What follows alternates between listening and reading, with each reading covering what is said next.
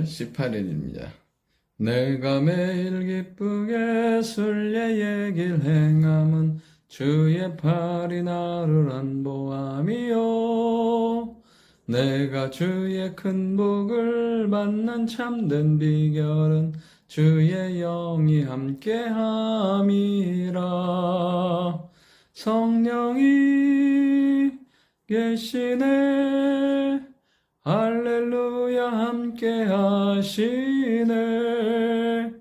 좁은 길을 걸으며 밤낮 기뻐하는 것 주의 영이 함께 함이라.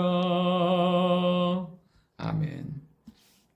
하나님 말씀 예레미야 34장 1절부터 7절까지의 말씀입니다.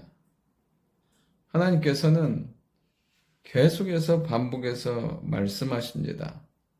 바벨론 왕과 그의 군대와 그들의 손에 이 유다와 예루살렘을 넘기실 것이라고 계속해서 반복해서 말씀하시는데 시드기야와 그 백성들은 말씀을 듣지 않습니다.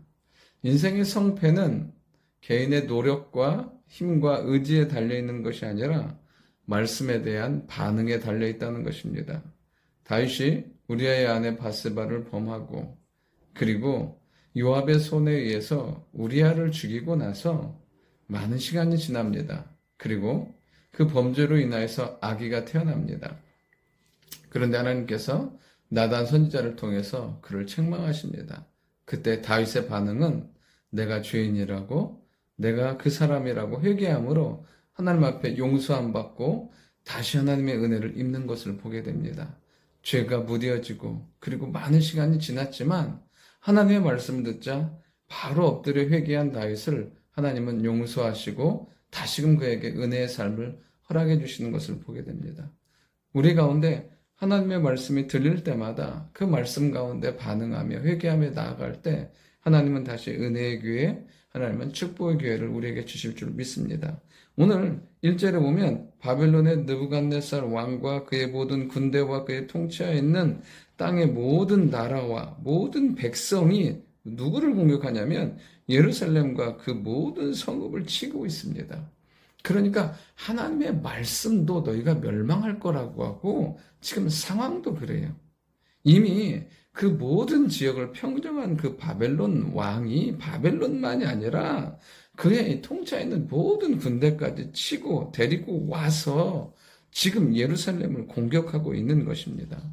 하나님의 말씀도 항복하라고 하고 현실도 그런데 이 시드기야와 유다 백성들은 그래도 견디려고 하고 그래도 말씀을 거역하며 살려고 하는 것을 보게 됩니다. 그럼 인생 가운데서 우리가 정말 버려야 될 것은 무엇이냐면 완악함과 고집이에요.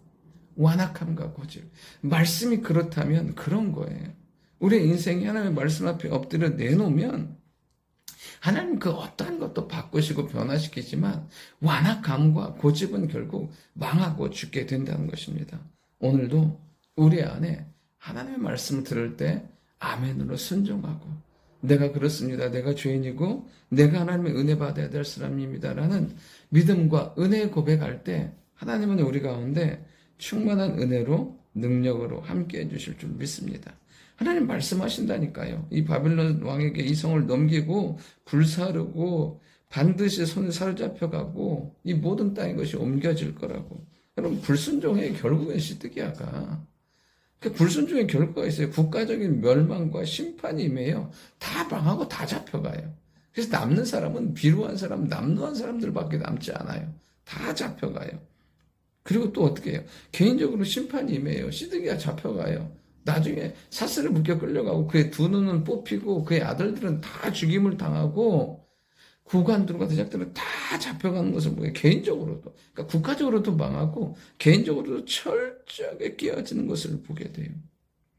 말씀을 거부한 결과예요. 말씀을 듣지 않으면 이렇게 된 겁니다. 반면 말씀 따라 산 사람은 어떻습니까? 예레미야 이 고난 가운데 모든 상황 가운데 보호하심을 받아요. 그리고 하나님 앞에 말씀을 들어요. 70년 만에 돌아올 거라는 소망의 말씀을 들어요. 그리고 하나님께서 이 백성을 향한 계획을 알아요.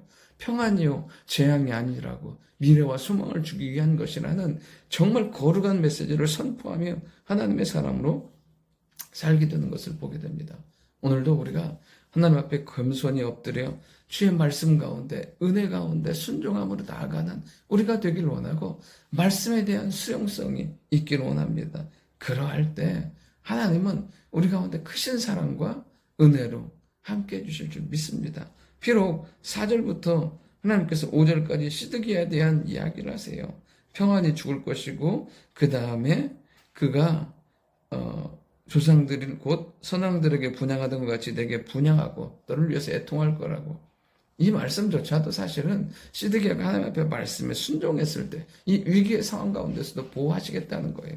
그런데 결국 불순종함으로 그는 그러한 삶을 살지 못해요. 중요한 거 하나 있어요.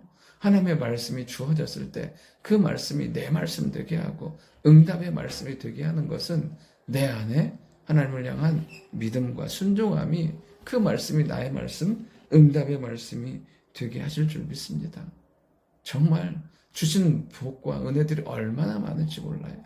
하나님께서 주시는 생명과 은혜의 말씀들이 얼마나 많은지 몰라요. 그 말씀들이 성취되고 응답되어져 가도록 살아가는 우리가 될 수 있기를 원합니다. 6절부터 7절에 보면 이제 바벨론 왕에게 다 무너져 가요. 기껏 남은 건 뭐냐면 견고한 성읍 몇 개만 남아요. 견고한 성읍. 그런데 인생은 어떻게 되냐면 그 마지막 남은 거에도 희망을 걸고 그것을 의지하려고 해요.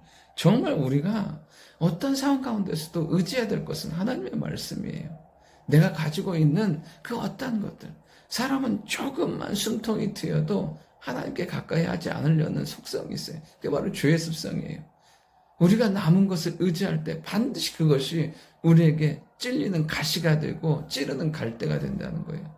오늘도 우리에게 있는 그 어떠한 것도 우리의 의지가 아니라 오직 하나님만이, 주님만이, 말씀만이 우리의 의지와 능력과 힘이 될 줄 믿습니다. 오늘도 들려오는 말씀을 통해서 우리 자신이 온전히 말씀 앞에 순종하고 그 말씀을 의지함으로 살아가는, 말씀으로 인도함 받아가는 축복의 주일이 될 수 있기를 바랍니다.